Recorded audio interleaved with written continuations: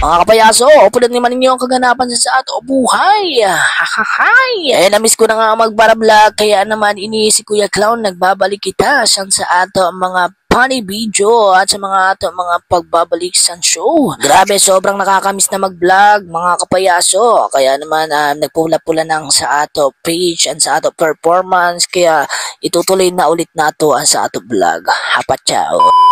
Hello mga kapayaso, kamusta na kamo? Syempre hindi naman na nagpa-mod ang kagapuhan ko. Ow, At syempre nga niya na daw ay may show kita, kaya naman naisipan ko naman mag-vlog naman kita kay nagpula-pula ng sa ato performance. Grabe nga, oy, napaka ano na tayo na meta ngayon. Pag hindi na nakapag-upload ng video ay nababawasan yung mga kagapuhan natin ay yung ano pala, yung mga viewers natin mga kapayaso.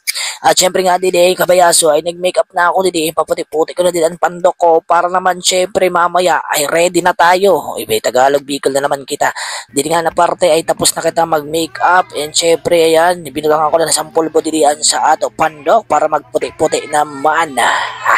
Kaya nga ano pula niyo ako sa ato kaganapan na dili nga kapayaso tapos na kita magbutang dilisan sa ato mga makeup ay kay may show kita niyan sa Casa Laguda. Diyan lang sa Barangay Zone 1. And syempre dili nga ni mga kapayaso ay pakada na kita. Inabot ko nga din ang ako pamangkin kay makada ini sa Barangay Zone 7 na dito naman maturatambay.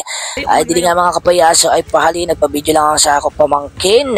Ay ano para naman maimod niyo ang kakuitan ni Kuya Clown.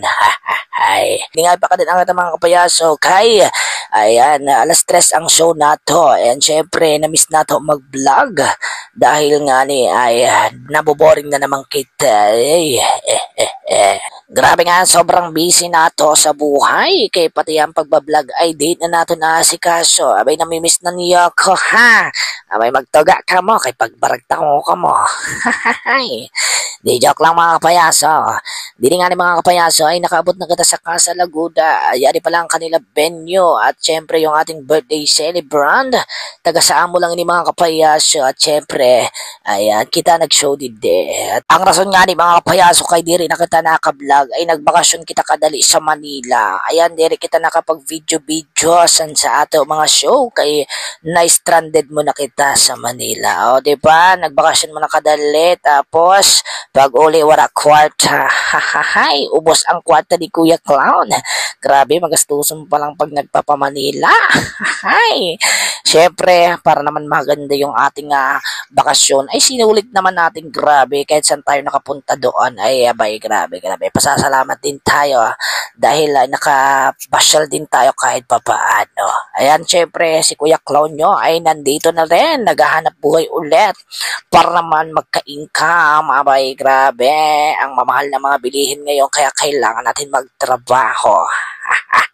And anyway, balik na tayo sa ating show dahil naghana na dili ang tao mga kapayaso. At syempre nagbatong na kita dili sa program nag-opening prayer lang tayo dito mga kapayaso. And syempre, ito yung mga bisita nila dito.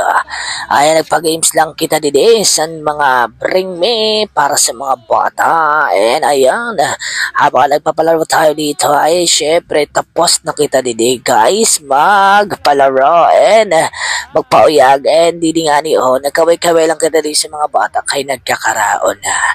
Papansin kita kay para makakaon naman.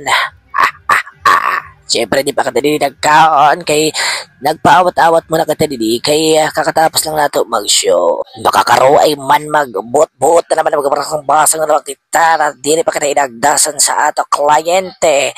O diba? O di nga ni isang paghulat tayo wala nabusog na nga ni kita di mga kapayaso. Diba? O nakakaon na naman may kwarta pag uli busog pa o sang ka pa sa birthday party ka na. So di na lang kita mga kapayaso. Peace out.